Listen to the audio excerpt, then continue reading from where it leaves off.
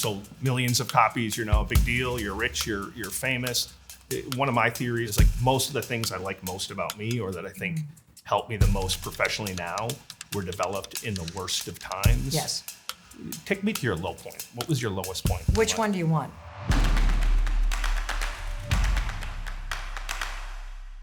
Jim.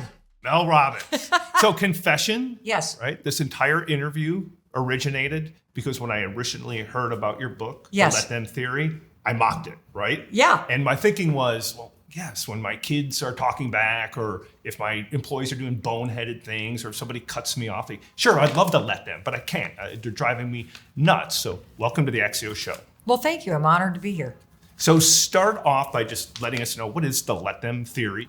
Oh, the Let Them Theory is a simple truth about life. If you want more freedom, you want more power, you want less stress in your life, just stop trying to change and control other people and learn how to let them be who they are and who they're not. Take all that energy back, focus on improving yourself. That's the Let Them Theory. When does it work? It works all day long, every day. Anytime you feel stressed, frustrated, hurt, upset, bothered, whatever, just say let them. And you're going to notice whether you're gripping the wheel in traffic going, why are they doing construction right now? Or you're standing in line and there's no cashiers and you're thinking, how do these idiots run this store? Or your friends go on a golf trip without you and you feel the sting of disappointment, or your siblings never call you back and it's annoying. Just say let them. And you're going to notice that almost always you're bothered by other people. Other people are the number one source of the stress that you feel in your life, but you get to choose how much they occupy space in your mind. You get to choose whether their behavior or their opinions or their expectations are draining your energy or not. When doesn't it work? It doesn't work when you're dealing with little kids. It doesn't work when somebody's doing something dangerous in front of you. It doesn't work when somebody is doing something that violates your values. But here's the thing. Typically, when somebody's doing something dangerous, first of all, they've already done it, right? So it's happened. So that's the let them part because you can't control them. Then you say, let me, and you now focus on your response to it. There are going to be times in your life where you're too tired to police other people. You're too tired to be the parent that the world needs. Yeah. You're too tired to nicely ask the person who's blasting a TikTok video in the middle of a public space without headphones on to please kindly turn the volume down. And you don't want to use the let them, let me part if it's going to force you to do something that is going to waste your time. And so I think that it doesn't apply in situations where you're just going to kind of throw up your arms. This is the thesis of Viktor Frankl's seminal work, Man's Search for Meaning. This is Buddhism, Stoicism, radical acceptance, detachment theory. That's why it works, because it is a modern twist on ancient wisdom. Do your kids mock you all the time? Or your husband? Oh, Whenever my you gosh. say something or do something they don't want to, I don't know, Mom, let me. Yes. I don't know, honey. Yes. Let me. Yes. Yes. And you know what? When you write a book called The Let Them Theory, it's an occupational hazard for people to use it against you. We're all annoying. And in fact, the people that you love the most bother you the most. That's why you have families, Jim, to learn how to love people you hate sometimes. Obviously, you've sold millions of copies. You're now a big deal. You're rich. You're famous. One of my theories, or at least what I've thought, and maybe you agree with this thesis or not, is like most of the things I like most about me or that I think help me the most professionally now were developed in the worst of times. Yes. Take me to your low point. What was your lowest point? Which one do you want? Like, there have been so many. I think the beginning of the person that you see now really began in 2008 on a Tuesday morning, where I woke up like I had every morning for 6 months. My husband and I were $800,000 in debt. We had liens on the house. I was 41 years old. We had 3 kids under the age of 10. His restaurant business was going under, and like complete idiots, we had secured the restaurant business with our entire life savings. Friends and family had invested. So here I am. Never in a million years did I think that this is what my life would be. That I am drinking too much. I hate my husband. I hate my life. I'm ashamed to see my friends because we've lost their money. We are fighting nonstop, and I do not recognize myself. I can't get out of bed. I literally would have that alarm go off 5 or 6 times. My kids were waking me up, Jim. You know you're failing in life when the kids have missed the bus and they're standing by your bedside waking you up. That was me. And I knew what I needed to do. And this is the biggest kind of truth about life. You know the simple things that you could do that would actually help. And yet doing them can feel impossible. And that was me. And there was so much self-hatred and shame, and you will stay there for a while, and then something interesting happens. You get so sick of your own bullshit that at some point you realize nobody's coming. And if my life is going to get better, it's because I have to decide to make it better. Because the pain of staying where I'm at is worse than actually doing something. And so this Tuesday morning, 2008, the alarm rang, I started reaching for the snooze button, and I just counted backwards, 5, 4, 3, 2, 1, and I stood up. I'd been inspired by seeing a rocket launch on the television the night before, and I had this stupid idea while I was drinking too much bourbon, and I thought, tomorrow morning when that alarm rings, I'm just gonna launch myself out of bed. And maybe if I move fast enough, I won't be in that bed when that anxiety hits. I won't be in that bed when that death spiral starts. And for crying out loud, it worked. And here's the most important part of the story. You're one decision away from a different life. And anybody that's ever gotten sober or left a terrible relationship or quit a job, you know that's true. But consistency is you doing something over and over and over again and not seeing something change. And then all of a sudden, years later, you realize everything changed. How old were you at that point? 41. And now reverse engineering it, how did you get there? Like, how did you get off track? How did I get? The same way everybody does. You start making small decisions in the moment that are not aligned with your values. You start drinking too much. You start excusing bad behavior in yourself and other people. You start spending your time on things that don't matter. You start wasting all of your potential. You start accepting less than you deserve. You start screaming at the people that are doing the best that they can, namely your spouse, instead of really remembering who you married and operating with good intent. You let your emotions run you over. You become a victim. You start blaming I could tell you, you spend money that you don't have. Like now, you never really know you until you kind of reverse engineer Yes. like how you got here. Like Yes. what were you missing? I'll tell you what I was missing. I was missing a fundamental skill that every human being can learn, and it's this. You have to learn how to do things you don't feel like doing. It's that simple. If you can get out of bed when you don't feel like getting out of bed, you can do things in every area of your life that you don't feel like doing. And that's what success demands of you. If you want more out of your life, if you want to achieve your goals, you will not be able to do that by doing things the way that you do it now. And most of us live a feelings-based life. If I feel like doing it, I will. If I feel motivated, I will. Well, I got news for you. Motivation is complete garbage. Complete garbage. It's never there when you need it. Right. And so you have to learn that in life, your feelings are going to lie. Your brain is wired to have you do the thing that's easy right now and avoid whatever feels hard. Right. And it is a skill in life to recognize that I've got things that I want to change and do better. And in order to do that, it's me against me. Even those of us who have fancy titles or can sit on camera and have a conversation in private, like we're often a hot mess, right? Yeah. So like, what is it, even though you've learned all those things, like what are the things you still struggle with the most? I think the things that I still struggle with the most is that I tend to reach for a gin and tonic or in the winter, a bourbon to turn my brain off because it is like go, go, go, go, go, go, go, go, go. And it's not 4 of them, it's 1.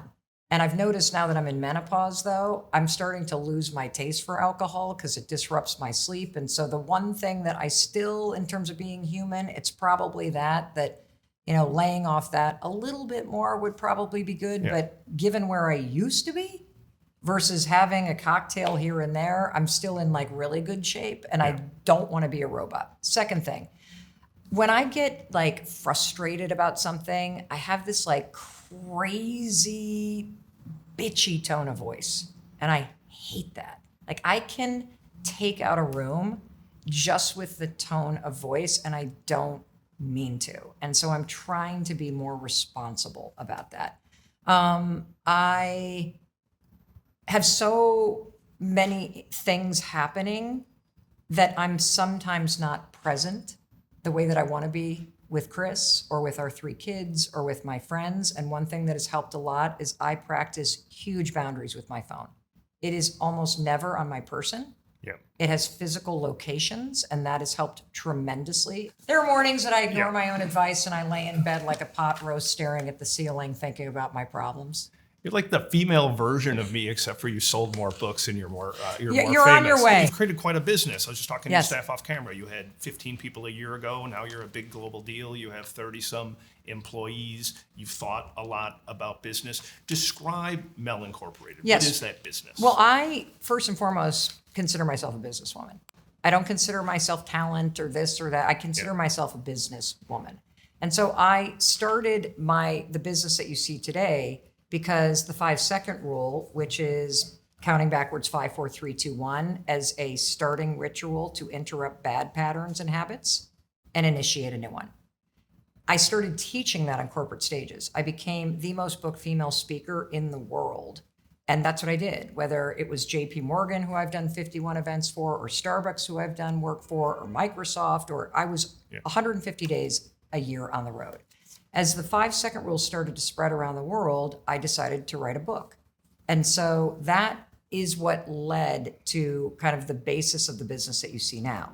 So the public-facing business, we're a media company. We are an advertising-supported media company, which means we create free content, whether it's short-form content to 38 million followers online, whether it is longer-form content on YouTube, or it is the podcast. And it is all supported by advertising revenue and by corporate partnerships. So again, if you look at the business that I built, it started over 10 years ago doing an excellent job in the training and speaking on big stages for corporations. Now, that's the public-facing business. Yeah. We also do a ton of production and publishing that people don't see. So we are a production company called 143 Studios. We are hired by corporate partners, whether that's LinkedIn or it is Ulta Beauty or it is Audible is a huge partner of ours. When you're thinking about both the content side and the business side, if you're speaking to a young Mel or a young Jim and they want their content to take off or they want their business to work, what is the number one piece of advice you would give on the content side and then on the business side? Sure. So I think the thing about content is you can't think about virality. You can't. And so if you're in the content business, stop obsessing over the views and start obsessing over, is your content strategic? Who are you talking to? And why are you talking to them? And why is this worth their time? Right. And so think of them and one person versus thinking of yourself in the vanity metric of whether or not this gimmick or this thing or this other thing is going to get more eyeballs. That's first and foremost. And look, once you get the content right, then you can get into the art of the game. The thumbnails, the titles, the things that capture people's attention. But if you don't have the basis of what you're doing and whose it's for, you're actually not gonna be successful, period. When it comes to business, number one, don't ever make a deal that you're gonna regret in success. It is so easy to take money up front, and there are gonna be times in your life when you're starting that you have to, and it's always gonna be a bad deal. Yep. Because when somebody's giving you money now for some sort of stake in something later, the math is never gonna be in your favor. There will be times you do that because you got to pay your bills in order to write the book, or you need the money to hire the people that you need to start the company that you're starting. That's fine. But at some point you have to bet on yourself, and you only do that by asking yourself, if this actually works, am I going to be pissed off that I signed this deal? And so that's number one. Number two, in business, this is an incredible thing that I don't think we take seriously. Your energy is currency. I want you to understand that you bring the weather. What does that mean? That means you can be the sun or you can be the storm. And we underestimate the power of the impact that your energy and thinking about the weather that you bring to any meeting, to any phone call, to the way that you are with the people that work for you. If you are somebody that is sunny, it means you've checked your emotions at the door and you are walking in with a certain energy because you know it's important. Would you ever write another book? I don't think so. I had a Because long this one talk was with so James. successful, Well, I had a or- long talk with James Clear about this, who wrote the Atomic Habits. And I think if you look at that psychological principle of the paradox of choice, that when you give people choices, the more choices they have, the less choices they make. You mentioned Atomic Habits, which as an author I've studied, and I think everyone does because Yep. it's been, for those that haven't seen it or read it, it's been on the bestseller list forever and continues to be, much like your book has. Why those two things? Why Atomic Habits and why? Well, why I can't speak for James's book, but I can speak for mine. First of all, I think it's fantastic. It's hilarious. It's relevant. It's personal, and it's profoundly well researched. And it's also super relevant. I wrote it with my 26-year-old daughter. I know the let them theory works because we are opposites. We had the kind of relationship, used to, where I wanted to be closer. But there was just this like friction between us. And you know how you have people in your life that you just wish there weren't this mismatch? And we wrote this book together. We fought, Jim, over every word. We would get so pissed off at each other that inevitably one of us would be like, let her. And we'd leave the top of the garage and separate. And then we'd come back together. Let me be the bigger one. Let me apologize. Let me check my tone of voice. And it forced us to really create space to see one another, not change one another, but to see one another for who we are and who we're not, and learn how to respect and love one another as we are without getting so pissed off and frustrated because we're not who we think the other person should be. And it healed our relationship. We still spat and fight and annoy each other, but those blow-ups last 10 minutes. They don't last 10 days. And it's extraordinary how really opening up a space of acceptance is how you love somebody.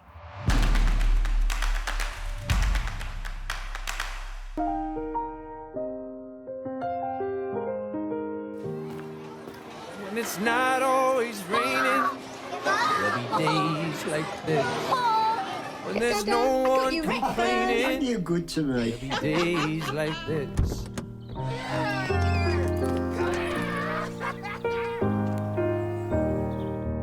My mama This told way is me way faster. there'll be days like this.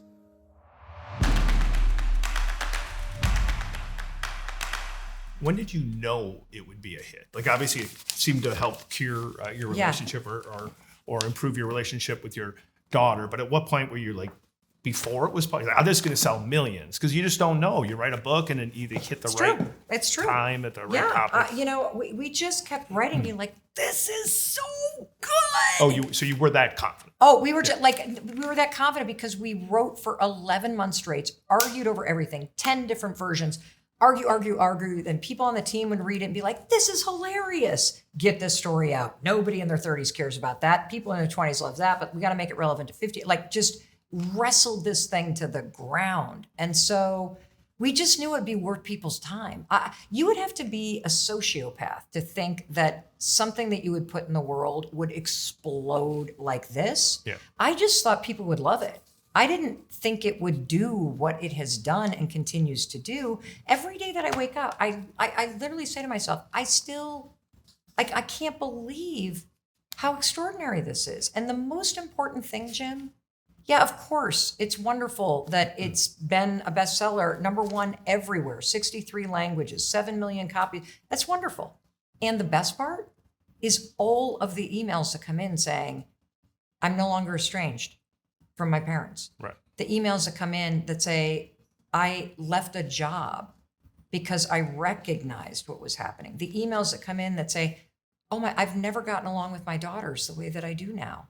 Like, there's harmony in our family. I feel so much less stressed. EMTs writing in saying, this is helping me do my job because the last couple of years, the beat down of the disrespect that I received trying to help people. Teachers, oh my gosh, there was this huge article written by teachers and principals about just the peace that they feel knowing that yeah, there's a lot of stress in the job, but I don't have to allow it brain space. I don't have to allow it to impact me. So to know at a moment where the world is spinning off its axis, stress is at an all-time high, there is something simple but well-researched that we put in the world that's entertaining, that people see themselves in, that people see their family members in, that's helping. Like, that's the win.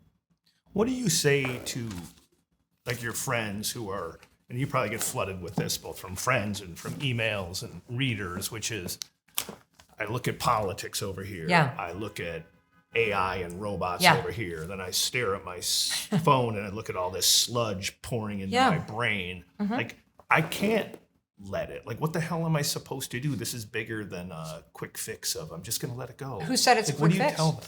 What do I tell them? I With the said, enormity don't, of those three here's what I'm going things. to tell you. Things are really scary right now. And if you are feeling overwhelmed, if you are feeling anxious, if you feel this sense that things are out of control, I want you to know that you're mentally well. That is a healthy response to what is a very chaotic and overwhelming state of the world. So if you feel that way, that's good, because here's what it's telling me. It's telling me that you're slowly waking up and you're reconnecting, not with the noise, you're reconnecting with your heart and the things that you know to be true. Something feels horribly wrong based on what I choose to believe 95% of us know is right. We know that we are better than what we're seeing right now. We know that all of the fighting with the loudest voices while the rest of us are like little kids seeing parents fight going, make it stop. We know that something's wrong. That's a good thing. Now, what I don't want you to do is to gaslight yourself and tell you there's nothing you can do, because that's not true. If you don't like what you're seeing, then get to work to change it. And if you can't change it, then change your attitude and your thinking and change yourself. Because change doesn't come from the top, not big social change. Change that really matters comes first from within, from you connecting to what you know to be true. And then it ripples out through living rooms and churches and synagogues and mosques and Boy Scouts and Girl Scouts, and people recognizing that when you triple down on what you know matters, being a good person, being a good neighbor, being a good parent, being good to yourself, that has this powerful impact. And so I don't for a second downplay the very serious things that people have going on in their personal lives. When you say let them, you're not allowing anything, and you're not trying to change anything overnight. You're applying a fundamental truth that what is out there has already happened. It is beyond your control right now, but you get to choose how you respond to it. That's the let me part. Let me decide what I want to think about things. Let me decide what I want to do or don't do. Let me decide whether or not I'm going to let these very normal, mentally healthy feelings rise up and run me over, or whether I'm going to pay attention and settle myself and be more present. Because when I'm more present, when I start volunteering in my community, when I start aligning myself with what is important, things start to change. I start to feel different. I start to feel comfortable saying what I believe. It starts with us. We're going to end with an up-tempo speed round Okay. inside Great. Mel's mind. Uh-oh. So we'll do them very quickly. What's the single best piece of advice you've ever gotten? I actually love let them and let me. It's changed me from the inside out. I'm a better person because of it, a better parent, a better partner, a better friend. What's the best piece of advice that you most often violate? 5, 4, 3, 2, 1. It's hard for me to get out of bed. Like I even though I've been using 5, 4, 3, 2, 1 for 16 years, like I don't believe the habit research, Jim. Yeah. I don't believe 21 days or 63 days, because I think that assumes you like doing it. If you don't like doing something, you will always feel resistance. And so there are lots of mornings where I don't want to get out of bed, so I don't. What's the dumbest advice you hear? Everything happens most? for a reason. Everything happens for a reason. That is not true. Life is unfair. Things happen to you that you don't deserve. What I think that means is you can find a reason to go on. You can find a reason to go through it. You can find a reason to learn from what happens, so you protect yourself and you're stronger and more resilient. Who's easier to life coach, men or women? It's not a gender thing at all. I think everybody wants to do better. I choose to believe that everybody wants to thrive, and people only change when they're ready to change. So the easiest person to coach is somebody who's ready to change. what do men get most wrong about women? It's a great question. I think what men get most wrong about women. I wish my husband were here because he leads men's retreats. I saw that in the wilderness, right? That maybe we don't mean to be so bitchy and demanding, that we are overloaded with this obligation and this stress that it's our job to take care of everybody. And here's the twist. Because of what Chris does for a living, he's a death doula, and he has started and leads men's retreats. The irony is that based on his years and years of experience with men, most men feel a tremendous burden too, because they feel it's their job to provide for everybody. And meanwhile, women are running around thinking it's our job. And it's yet another illustration that here we are isolated from one another, feeling the same burden, when if we could just be honest with one another about the things that are going on day to day and how we're feeling, holy cow, you can come together so much more quickly as a team. What's one longevity hack that you have that others should do? Well, I only recommend the things that I think work for me, and then you should figure out what works for you. But I think one of the most important things is get outside every morning and take a walk. I really mean that. Like getting outside and being in the light, even if it's raining, getting that light in your eyes for your circadian rhythm, moving your body, it really matters. And if you can add a friend to that walk, what's fantastic is now you're doing the relationship piece too. The second thing I would say, even though you only asked for one, is resistance training and protein. Every single medical expert on the Mel Robbins podcast has come on, whether they're talking menopause, longevity, it doesn't matter. Building your muscular health and eating more protein with the right amino acid profile, like everybody's saying it. It's kind of stunning how universal of a recommendation that is. Fill in the blank, AI will blank the world. AI will make the world a better place, but it is going to be a very scary and disruptive 5 years, because until there's regulation and we think about it from a consumer safety standpoint, it is unregulated. It is the Wild West. And this is a very important moment for you to lean in, because this isn't going anywhere. And while AI might not take your job, somebody who knows how to use it will. What's one book not written by you everyone should read? The Alchemist. Mel Robbins, thank you for joining the Axios Show.